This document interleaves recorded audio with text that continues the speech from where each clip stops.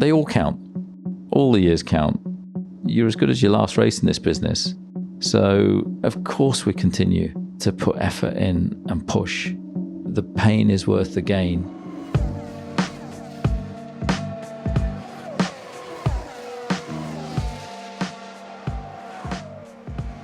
Hello and welcome to Beyond the Grid with me, Tom Clarkson. Formula One's a bit Red Bull-tastic at the moment, isn't it? We're in the lay week between two races at the Red Bull Ring, the first of which was won in emphatic style by Max Verstappen in a Red Bull. So now seems an apposite moment to invite Red Bull Racing boss Christian Horner onto the show to discuss the team's recent turnaround in fortunes. Or should I say invite him back onto the show, because he first came on in the summer of 2018. Back then, we chatted in his garden in Oxfordshire. This time, we caught up in the paddock at the Red Bull Ring on the eve of last weekend's Styrian Grand Prix. And as you're about to hear, Christian and his team are in a very good place, and they're incredibly bullish about the future. After 8 races, they lead the Constructors' Championship by 18 points, and Verstappen the drivers by 12, and they've just won 4 consecutive races for the first time since 2013. Mercedes even admitted last weekend that for the first time in the turbo hybrid era, they no longer have the fastest car in Formula One. Christian and I talk about it all, the season so far, the drivers, the future with Red Bull powertrains, and to give their current success some context, we also talk about the team's journey to this moment. What's changed to make them this good, and why? Christian, as ever, is in good form, and he has a lot to say. I hope you enjoy our conversation. Christian, it's great to have you back on the show. Would you believe it? There have been 130 episodes since you last came on in 2018. That's amazing. Well, it's nice to be back 130 episodes later. So lots happened since then. Well, actually, before we move on, do you remember it was the start of the summer break 2018? Yeah. And the night before, I think Daniel Ricciardo had phoned you and said, no more, thanks. Yeah, it was all a bit bizarre. I remember... You come round. I said, come round, beginning of the summer holidays. It'll be nice and quiet. Daniel had resigned the night before, so I got the world and his dog ringing me the next day. I got Flavio called while you were there, pitching for Fernando. I think we can talk about this now. Flavio called. I think Carlos Sainz Sr. called. Ross Brawn called, didn't he? He was pitching as well, not to get a drive. I remember looking at your wife saying, are we ever actually going to get this thing started? And then a 1904... London to Brighton run car turned up to have a little test drive in as well. So yeah, it was all going on. Anything you want to announce? Actually, nothing. No dramas. Nothing as big as that. Nothing as big as that. No. Well, a lot has happened on track since then, Christian. Yeah. And off track. Yeah, on and off. Lots has happened since. Yeah, it has. Yeah, it's been a busy 3 years for all of us, isn't it? Really, but you guys are genuinely competitive now. How does it feel to be a genuine challenger again? Because it's been a while. It has been a while. But do you know what? This is what we've been working for. And to go to races knowing that you got a chance of winning, it just puts petrol in everybody's tank. And I think that, the whole factory, the whole team is fully motivated and, loving this competition. Let's see where it ends up. But Mercedes have been, let's not forget, they've won everything the last 7 years, and it's been 7 long years. And I think so to get ourselves back into a competitive position, to be able to be giving the drivers a competitive car, particularly with a pandemic of the last 18 months and so on, it's fantastic. I think it's good for us, it's good for the sport, and I hope it goes all the way to the wire. Max Verstappen wins the Styrian Grand Prix. That was absolutely clinical, Max.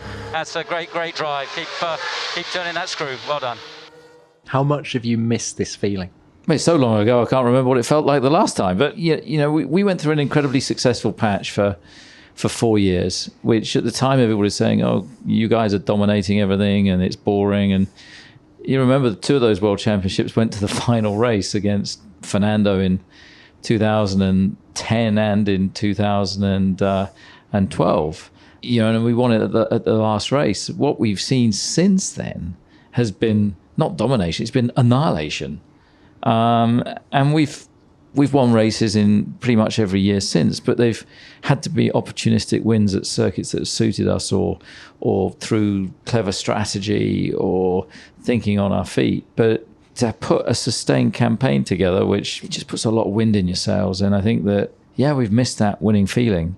You can feel it in the team. There's a lot of people here that were there then, but there's also quite a few that weren't. So they haven't experienced this before. But you don't forget how to win. Is this the best version of Red Bull racing that there's ever been?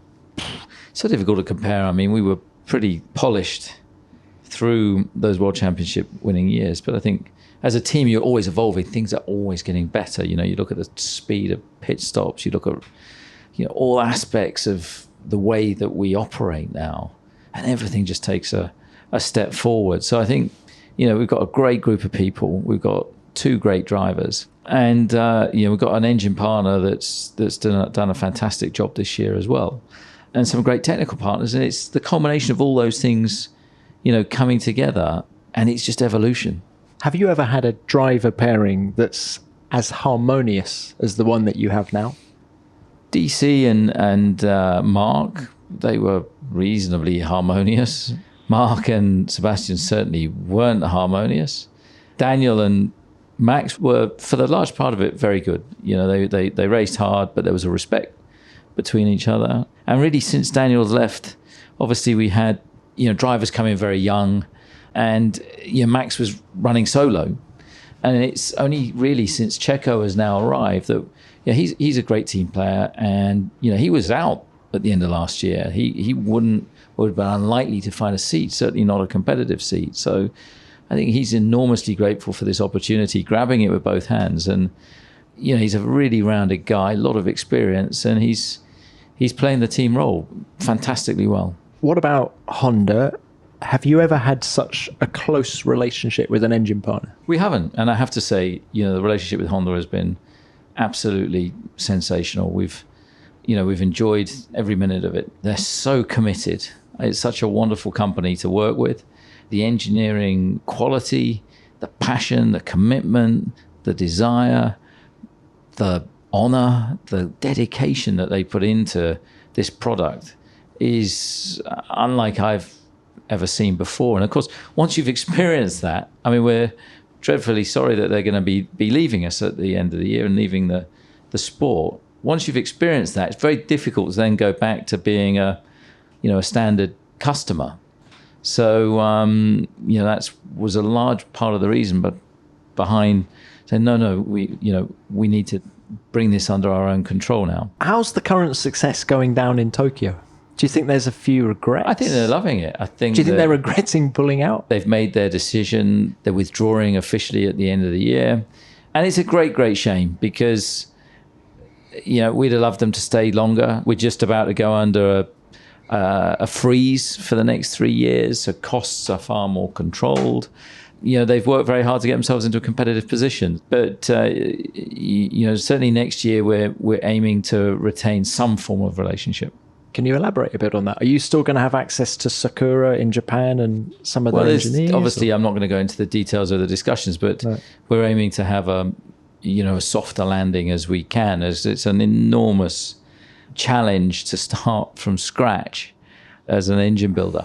Well, look, why don't we talk powertrains then? Sure. I was going to come on to it later, but first up, when Honda pulled out, did you explore the current power unit suppliers? Yeah, I mean, the most natural thing was to have a discussion, with the existing suppliers. And how do they go? Mercedes was a very short conversation, and Toto obviously wasn't particularly keen on that one.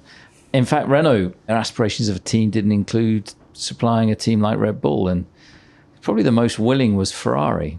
And we had some exploratory discussions, but to be a customer, so to have to accept all the integration, particularly with the new regulations that are coming, it would be a massively hard pill to swallow. So, that's when we started to explore the possibility, okay, how do we take on this challenge in a Red Bull manner?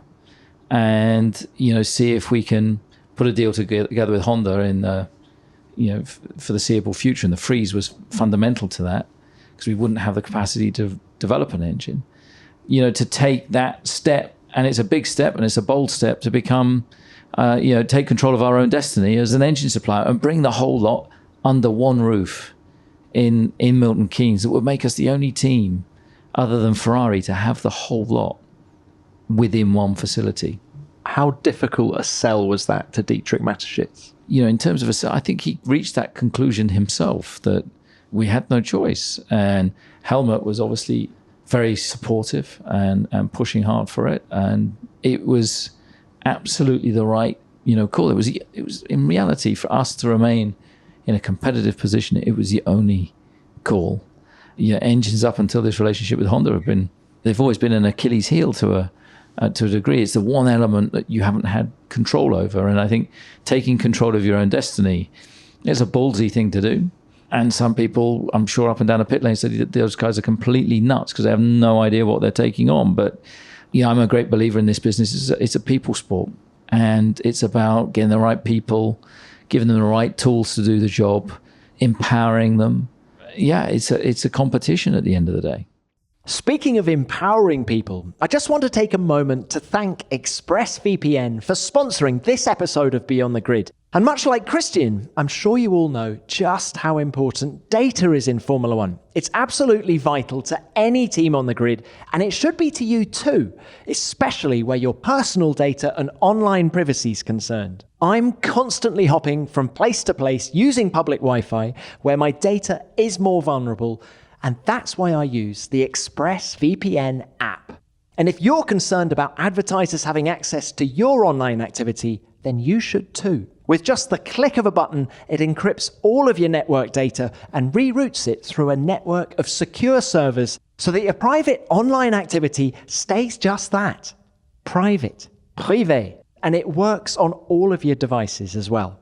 So stop letting strangers invade your online privacy. Protect yourself at expressvpn.com/grid.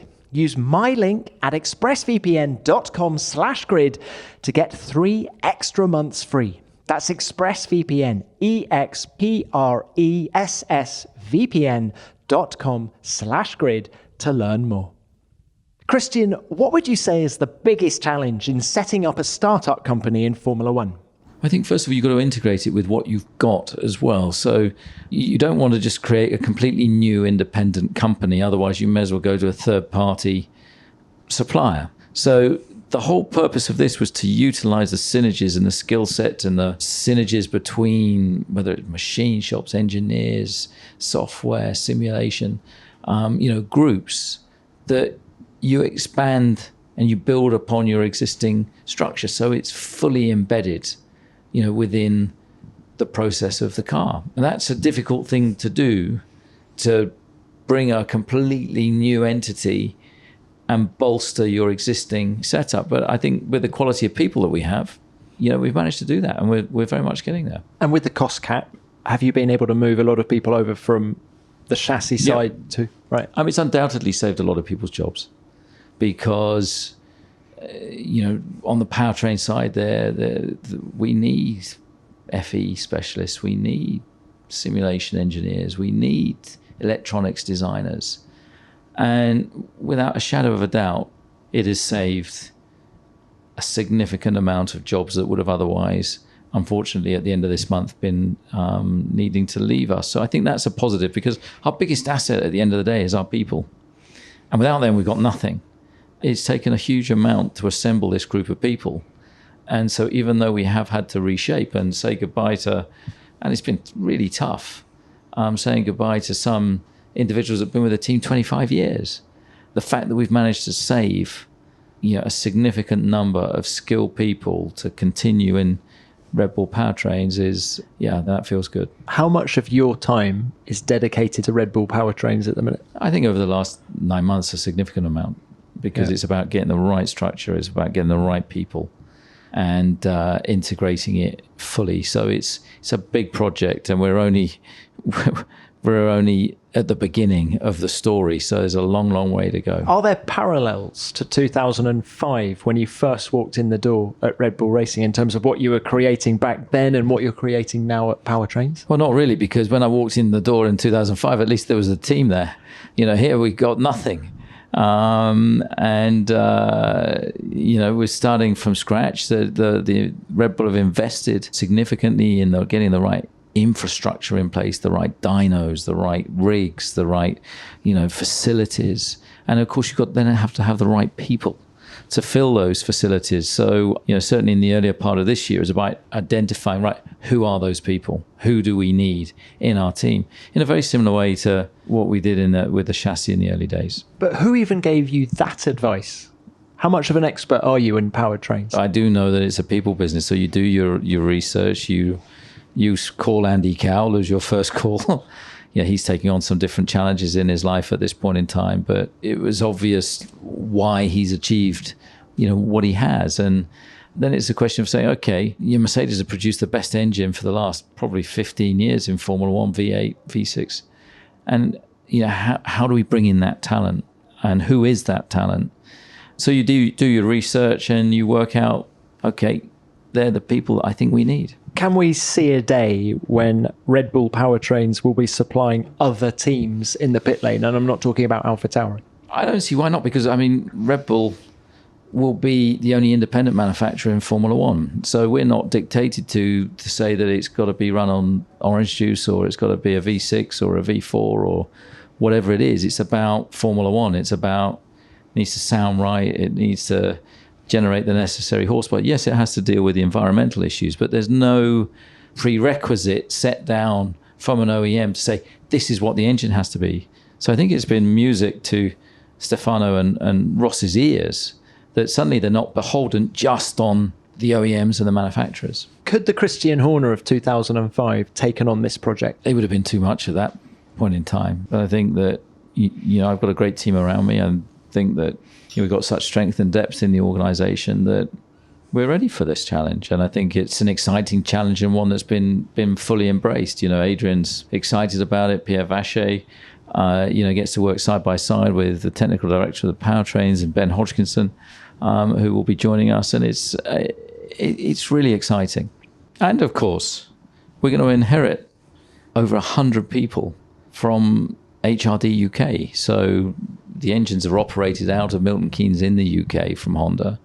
And all those talented people that are here at the track running and operating these engines will transfer across to becoming Red Bull employees.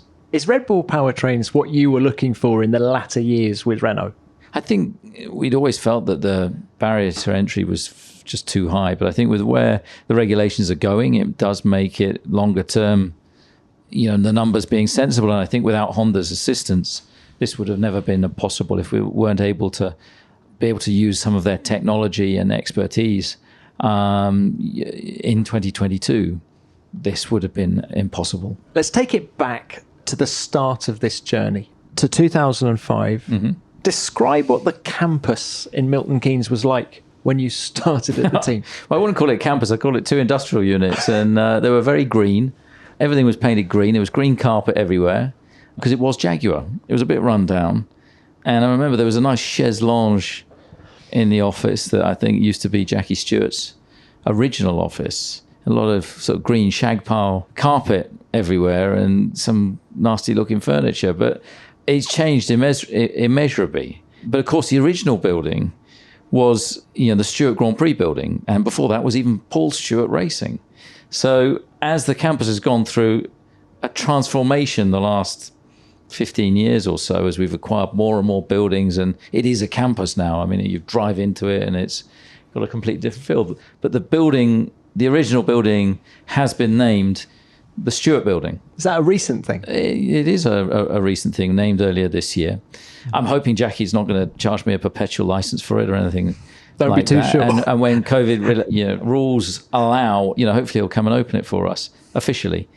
We have a Lauda building, which is where the race team were, which was a building that Niki Lauda negotiated and called Building 2. So that is the Lauda building. We have a Rindt building, which is where the engines will be produced.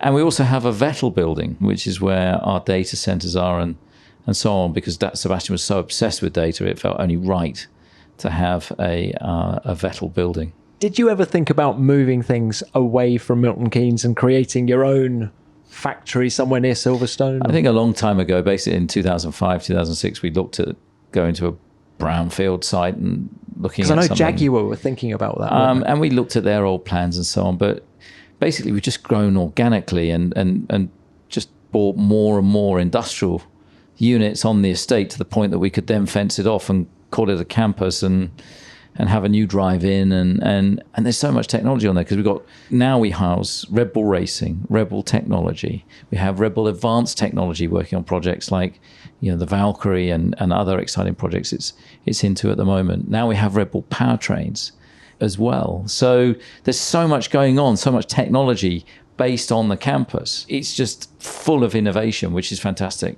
That Red Bull Racing of 2005, where would it be qualifying on the grid now? I would think it'd be just behind Haas. But it was... it's come a long, long way. But there's a lot of people that are still within the company that were there in those days, and do they get and a even watch? before Do you that, get a long service you watch? get a watch. You get a nice Tag Heuer. So anybody that reaches 25 years, and there's quite a few of them. We've got about 4 or 5 that have done 25 years. Simon Adams that runs all our R&D, been there since, a mechanic on a Formula 3 car for Paul Stewart Racing, all those years ago. For one David Coulthard. Gosh. Which brings me on to another point when we talk about the journey from then to now. I wanted to ask you about the key hires that you've made along the way. DC was one of the early employees, wasn't he? Yeah, I didn't hire DC. DC was already nominated as a driver by the time I got there, and it was like, thank God I know, DC. But by far the biggest, obviously was Adrian. And, Adrian's impact on the team has been, immense. And, we weren't ready for Adrian. When Adrian joined, I don't think he realized what he signed up to. But, DC played an important role in attracting Adrian to come and join the team. And that was a key moment because suddenly people then started to take us seriously. Then off the back of that, we were able to attract other key talent that still remains with us today. People like, Rob Marshall, people like Jonathan Wheatley, long-standing team members that have been with us from those early days. There was an interesting battle, if my memory's correct, back in those days between Red Bull being the party team and you, I think, probably driving we're going to be a serious racing team. How difficult was it for you to win that battle? It wasn't really a battle because what you have to remember, Formula One in the sort of early noughties was full of OEMs. And so when you came into the paddock, it was Toyota and BMW and Mercedes and McLaren and it was all very stiff. It was all very corporate, very driven by manufacturer influence. And when Red Bull came in, one thing Dietrich said to me very early on was that he wanted to do things differently. He wanted Red Bull to be different, not in its aspirations, but in the way that it presented itself. He wanted to see people having fun. He didn't want it taking itself too seriously. So suddenly we turned up with the energy station. I remember it very vividly. Imola 2005, first European race, and we're parked next to McLaren. Did you do that intentionally? No, I think Bernie do that. Bernie probably did it. Bernie had no idea what who we were, turning up with this sort of aluminium framed party house that played our music loud, said anybody could come in that they liked, because usually you'd need about 15 passes to get into any of the other, motorhomes, which are the inner sanctum within the paddock. And we said, yeah, look, if you got a pass to get in the paddock, you're welcome in here. And we used to do a party on a Thursday. We used to do a sunset thing on a Friday or Saturday night. The music would be loud. There'd be a DJ there, and it was all rock and roll. But in the paddock, people didn't know quite how to take it. I remember McLaren. I think they wrote several letters complaining about their noisy neighbours. And one of their employees, I remember coming out to have a look at what the hell was this structure with all this noise coming out in Imola, and that was Adrian. And so that noise and that party atmosphere might have been one of the contributing factors. Totally. It produced some intrigue with him. So I invited him in, come and have a look, and he had a couple of drinks, and he was one of the last to leave.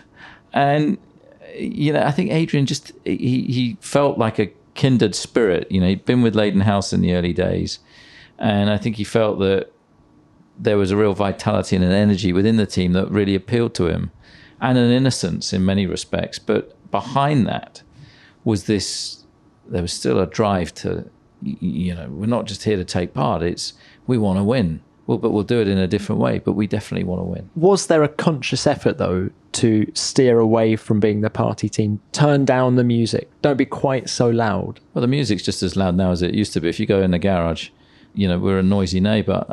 But I think just as a team, we grew up a bit because, it got to a point where suddenly we were racing for world championships and we couldn't have a bunch of visitors jumping in and out the car on every garage tour. So, you just evolve, and I think we just grew up during that period of time. And as the results come, so does, the way that you operate, it changes slightly. How hard was it to keep Adrian?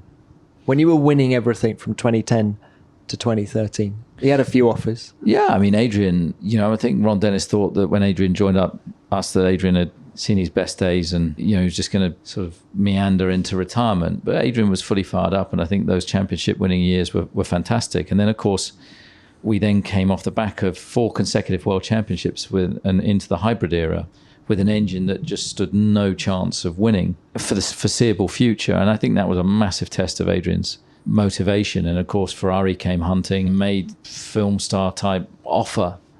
And one of the things that really appealed to him was the ability to do his own road car there. And I think one of the key things that we did at that point was say, look, why don't we do that here? Why don't we do a Red Bull design supercar here? And it was a very short conversation. He was like, yeah, okay, off we set. I had no idea how we were going to do it, who we were going to do it with, who was going to pay for it.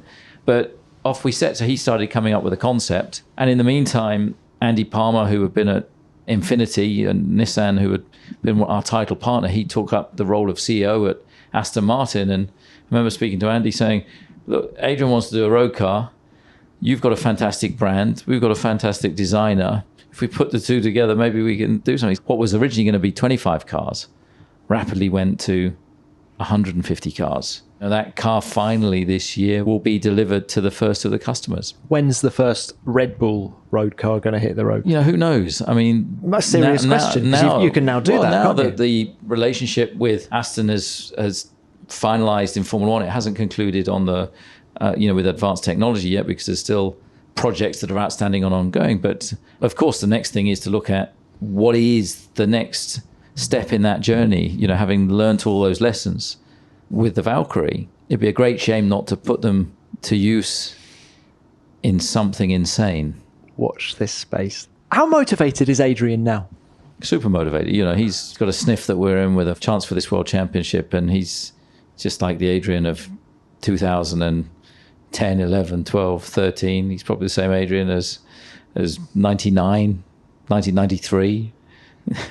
96, and he's got some great people that he's working with. I think Pierre Vacher on the technical team's doing a great job, and that allows Adrian, more freedom. We've got great strength and depth in the aerodynamic team and across the design functions, and it's everybody understands each other's roles. It's interesting that we're talking about this here in Austria, because coming into the weekend, of course, Dan Fallows, your head of aero, is now off to Aston Martin. Yep. So there's a lot of chat about technical structures. And is the structure the same with you now as it was when Adrian first arrived? Is he the sort of the person still at the top of the tree, or is it a much flatter management structure on the technical side? He's our chief technical officer, and so he has the ability to get involved in whatever he chooses to do so. But then, of course, with hundreds of engineers, you have to have a more formal structure that Pierre Vacher is our technical director. He heads that up, so the principal functions report into him, which will be very different to the Aston Martin structure, where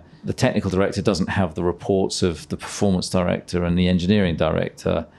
So, Dan, in his function as technical director, I believe will have aerodynamics and a bit of chassis layout, whereas the technical director in a Red Bull Racing, for example, in Pierre's role, he has the responsibility of all of those functions. So every team is cut differently. And of course, every organization evolves and continues to evolve over time. Let's talk drivers next.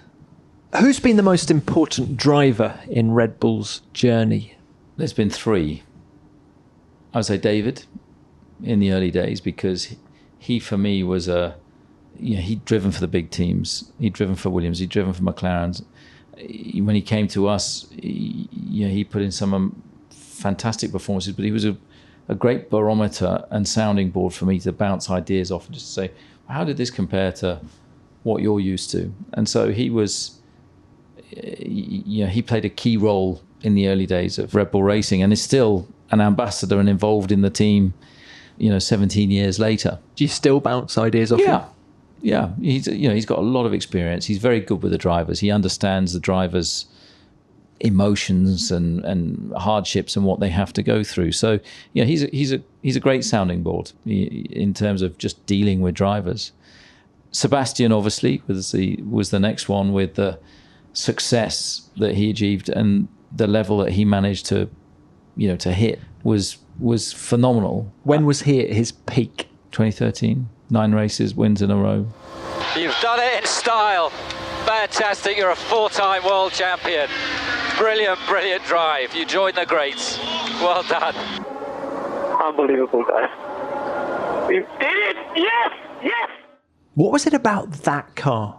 I think he just worked it out. I think he worked the tyre out. He worked out how to get the most out of corner entry, corner exit, particularly in the slow speed stuff. High speed, Mark got him covered. Mark was braver in the high speed, but Seb was smarter in the low speed and just managed to work out these complicated Pirelli tyres and what the car needed. He was very smart at that and he applied himself incredibly well. And I think in the environment we gave him, he felt loved and, he felt he got the backing of the team and we were able to get the most out of him. Before we move on from Vettel, 2 races I wanted to ask you about. Yep. Multi 21, Malaysia 2013. What's the backstory to that? Seb overtakes Mark. Mark's unhappy. Yeah. Seb wins the race. But what was the backstory? Well, the backstory to it, well, there was a bit of a backstory, was that we'd been hammered in Australia the race before. I think Kimi had won the race in the Lotus, and the Pirellis had been like cheese in the race that you had to look after them so cautiously. And so we were very concerned about burning out the tyres. And so therefore we had discussed about not putting ourselves under pressure as a team, therefore not allowing the drivers to slug it out with each other and look after the car. It was race 2, look after the car, bring them home. And what had happened was Seb had misjudged the crossover from wet to dry and come in too early, a lap too early, and Mark had got it spot on. And so track position had been reversed, but Seb had one new set of tyres left available to him at the end. So after the final pit stop, and I think it was a 3-stop race, I mean, it was a busy old race, it was right, okay, hold stations. This is now about bringing it. We were running 1-2, is just get the cars to the finish. We don't want to see a victory slip through our hands. But wind the clock back 4 months, back to Brazil, the decider of the 2012 championship. Sebastian had felt that Mark hadn't played team with him in that championship and had compromised him on the run down to turn 1, which resulted in him getting turned around and hit by Bruno Senna. And, after a phenomenal comeback drive, he managed to win the world championship. But that was stuck in his mind. And I think we all felt, Mark could have done a bit more on that day. I think Mark today would probably admit it, but, his emotions were running high. But, that's drivers. And so it was almost inevitable what was going to happen. Whatever we'd have said to those drivers, so Multi 21 was a valiant effort to say, right, stay where you are. Car 2 ahead of car 1. But Seb armed with a brand new set of tyres and with Brazil 2012 still clearly at the back of his head, there was no way he was not going to go for it. And you knew on the pit wall what was going on? Absolutely. 100% knew what was going on. And do you know what? It's funny because as time has passed, those 2 guys that probably hated each other at the time. They're actually good mates now. And it's amazing what time and perspective, gives. But when you're in the heat of the moment and they're competing and they've got so much at stake, you can understand how you end up in the position where there was no way Sebastian was going to sit behind and just follow his teammate home. Turkey 2010. God, you're rolling them off now, aren't you? I thought we were going to driver number 3. We're getting to number 3. Turkey 2010. Turkey 2010. Webber's left the door wide open. Oh, dear, they've come together. Webber and Vettel have come together. That's Vettel going out, Webber going out. What was going on there? I don't think I've ever seen such an emotional reaction too from Adrian Newey. Absolutely appalled there. Likewise, Christian Horner. I wanted to ask you about that from a management point of view. You're only 5 years into the gig at that point. We just started winning. And you just started winning, exactly. Just won Monaco, 1-2, 2 weeks earlier, biggest race you can win. How hard was that for you? That was tough, but it's all part of experience, isn't it? And I think that we were on a roll, we were winning. Yeah, I think you look back at it again, circumstances. Sebastian, with hindsight, was too greedy and trying to move Mark over too quickly. He'd made the pass. He didn't need to then bully him onto the other side of the circuit. So. And you can't blame Mark for not yielding at that point in time, but it put a pressure on the team that really followed through all the way to that 2012 discussion that we've just had. Are these moments, shall we call them that, or incidents between Vettel and Webber, are they one of the reasons you pushed so hard to introduce young guys from the programme? I think it's always been a philosophy of Red Bull is to bring and back young talent. Not just with drivers, it happened with me. I wouldn't have had the chance if Dietrich hadn't said, we'll give you a chance out of what was Formula 3000 now would have been Formula 2. And I think the young driver program has been a huge success. It's brought more drivers into Formula 1 than any other program.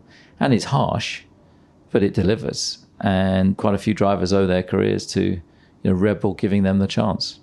Sorry, driver number 3. Driver number 3 has to be Max Verstappen. At 18 years and 227 days old, Max Verstappen wins a Formula 1 Grand Prix, wins the Spanish Grand Prix, and is the youngest driver ever to win a Formula 1 World Championship Grand Prix. He has again brought a dynamic into the team, particularly now with the experience that he has at the ripe old age of 23, that he's performing at a phenomenal level and has been for the last 2 or 3 seasons now. And I think that he deserves a car that finally we're now being able to provide him, car and engine to go and challenge the Mercedes. And I think he's relishing that. How much has he evolved on and off track in the time you've known him? A huge amount. I mean, remember, he was only, 17 when he joined us. Yeah. So the difference between 17 and 23 is a big percentage of a young person's life. And I think the maturity, the experience that he has now, he's got his feet on the ground. He's just a no bullshit racer. That's all he cares about. That's all he wants to do. And when you put him in the car, he's going to give you 110%. That's what makes him, I think, so exciting to watch, that you just know Imola this year, starting P3 on the grid, he's not going to be there at the first corner. It's lights out and away we go. Verstappen gets an excellent reaction. Verstappen and Hamilton wheel to wheel going into the Tamburello chicane. Hamilton is forced wide and he's lost a little bit of bodywork as well. Verstappen leads the Emilia-Romagna Grand Prix. That kind of thing, you just know you're going to get 110% from him. Is he better able to play the percentage game now? Yeah, I think so. I think but with that level of maturity, I think he's demonstrated that, certainly in some of the races this year. When I look back to 2016 and that Barcelona Grand Prix, he was so young. Yeah. What were you thinking? I know we all knew he was good. We were thinking, how the hell did he do that? Because we thought we'd put Daniel on the better strategy. Yes. And Max managed to convert a one-stop or whatever it was at the time into a win. I was thinking, how did he make the tyres last? Did he just do that? And I remember it was the most surreal thing. He'd never even sat in the car before the weekend. It just chucks him straight in and he boom, first victory. It was mental, wasn't it? Fairy tale stuff. And how much of a risk were you taking putting him in the car in the first place? It was a calculated risk because obviously there were options coming up within his contract, and Daniel at the time, Daniel Kvyat was, he was struggling a bit, and Red Bull's in the privileged position where it has two teams, and so therefore to make that switch served two purposes. And Helmut got a lot of flack at the time for that, but it was the right thing to do. It was the right thing to do, and it secured Max for the long term that we could then start to build with. And with Max and Daniel, we had 3 more years, 16, 17, 18, of a fantastic combination with those two drivers. Yeah. You mentioned Daniel. We talked about him at the top of the show. Do you think he's regretted leaving? You'd have to ask him that. Do you think he's regretted? Have you ever asked him that? Not outright. I mean, when he announced he was leaving Renault, he gave me a call in the shutdown last year, and I remember him saying, "You're probably thinking I told you so," and yeah, you did. But that was the decision that he felt he needed to make at that time, and he's still a great friend of the team. He's a great driver. I'm sad to see him having the struggles that he's having at the moment, but I'm sure he'll come through them. Quick word on Checo, if we could. What does he give you that Pierre and Alex didn't? I think he just gives us that experience. He's got 10 years worth of experience. He's got an ability to manage tyres within a race that is second to none. And it just brings a different dynamic, into the lineup. Both Pierre and Alex are tremendously gifted drivers, but timing just wasn't right. And in the pressured environment that we have and the expectation, it was very tough for them. And I think that it was a bold move to step out of the scheme this year with Checo, but for the first time since Mark Webber we've taken a non-Red Bull junior driver. But the way he's settled in, the way he's delivering, particularly after that victory in Bahrain last year, would have been very tough for him not to be in Formula One. And I think he brings a dynamic in the fight that we have with Mercedes, that's starting to pay dividends. You saw that in the French Grand Prix, and also Azerbaijan getting his first victory before, the way he fended off Lewis. Lewis would have probably, won that race had it not been for Checo. So he's absolutely delivering. Are you continuing to commit resources to 2021, or where are you back at the factory in terms of where's the focus? You're not going to let this one slip, are you? I read with interest all these people say, yeah, we've turned off 2021 and we're a race team. 2022, they all count. All the years count. And you're as good as your last race in this business. So, of course we continue to put effort in and push. And if that means working a few more hours and drinking a few more Red Bulls, everybody's pretty motivated at this point in time. So, the pain is worth the gain. Would you sacrifice 2022 to get this one across the line? No, because the expectation in this business is that you got to deliver. But we've got to deliver this year, and then we've got to deliver next year.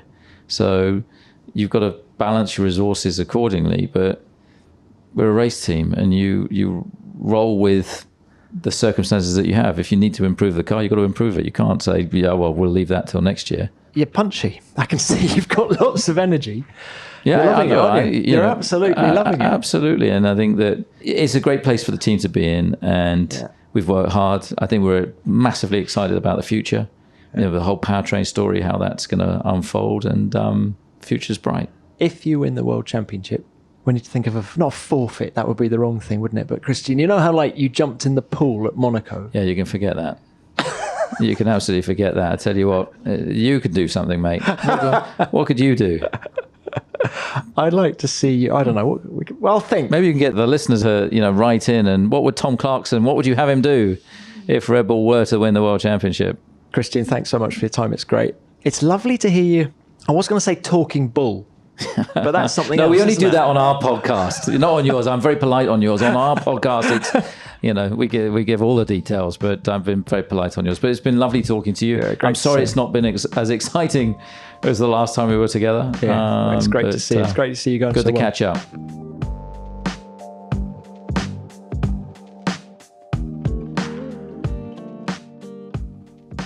It was fantastic to hear from Christian, wasn't it? He pulls no punches, and he leaves us in no doubt about his and the team's motivation. Even with the change in regulations coming in 2022, he wants to win this year and next year. And why not? As he says, that's the job of a front-running Formula One team. It's inspiring stuff. And the conversation was littered with fascinating insights. The fact that Adrian Newey is as motivated now as ever he has been. The soft landing that the team is going to get with Honda next year while they continue to set up Red Bull powertrains. Even the prospect of a Red Bull-powered road car for the future. And I loved Christian's description of Max Verstappen as a no-bullshit racer. And go on then, come up with some ideas. If Red Bull win the World Championship this year, what should I do? And for reference, the only thing I'm not good at are heights. Christian, many thanks for your time. It was great to chat, and good luck for the remainder of the season. And before we move on, please send in any stories or thoughts that you have on Christian. We didn't do this bit after he first appeared on the show 3 years ago, so don't hold back. Did you see him race in Formula Renault, Formula 3 or Formula 3000? Have you bumped into him anywhere since? Let me know, and remember, I'll read out the best ones next week, so send them to me at Tom Clarkson F1 or use the hashtag F1BeyondTheGrid. Which brings me on to what you sent in about Jacques Laffite after last week's show. Like so many of the sport's golden oldies, there's a lot of love for Jacques out there. He was a brilliant character and a very fast racing driver. Abhinav got in touch with this message. Such an exciting F1 Beyond the Grid podcast with Jacques, he says. As a 90s kid, it's wonderful to hear anecdotes from the earlier decades of Formula One. I love Jacques mentioning Kimi as his contemporary on the current grid. I can easily imagine Kimi rocking PJs in the paddock. Ha! Well, thanks for getting in touch, Abhinav. Yes, Kimi could rock the PJs, but so could Lewis. In fact, Lewis does it at most races, doesn't he? Ludovic had this to say. Great chat again. This guy was driving and survived in one of the most interesting eras of Formula One. He had a ton of fun and remained competitive and fast till the end of his career. What more can you ask for from life? And he's still sharp at 77. Yes to all of the above, Ludovic. Jacques was a great asset to the sport then, and he remains one today. And what about this from Graham? Great interview with Jacques, he says. One of F1's true characters. His winning the first two races of 1979 in the beautiful Ligier JS11 as teams ran their ground effect responses to the Lotus 79 for the first time is a strong memory from my days of being an F1 obsessed kid. Well, wasn't the Ligier JS11 one of the most beautiful cars ever seen in Formula One, Graham? I loved it. And it was driven by one of the coolest drivers in the sport's history as well, wasn't it? And we'll end with this from Master. Besides being a great driver, often overlooked, Jacques' Montreal 81 masterpiece must be more recognised when we debate the greatest performance in wet conditions. Maybe his commitment wasn't enough, yes, but his more relaxed approach was part of the character that F1 loved. Well, thanks for the note, Master, and yes, Montreal 81 was a brilliant win by Jacques, and from 10th on the grid as well. It was great stuff. Well, we'll have to leave it there, and I'm sorry if I haven't read out your message. Thank you to everyone who sent them in, and I've read them all, and I love them. Well, that's it for another week. I hope you enjoyed hearing from Christian, and remember to send in your thoughts and stories on him. As ever, I'll be back next week with another great guest from the world of Formula One, so see you then. Beyond the Grid is produced by F1 in association with Audio Boom. Until next time, keep it flat out.